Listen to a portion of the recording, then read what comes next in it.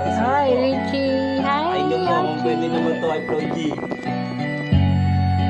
Ito, pangarap ni Kuya Marvin. Pakinggan mo, Kuya Kenneth. Yeah. Oh. Handa ka na, ya? Oh, ngayon ako naman ang bangka na magpapakara.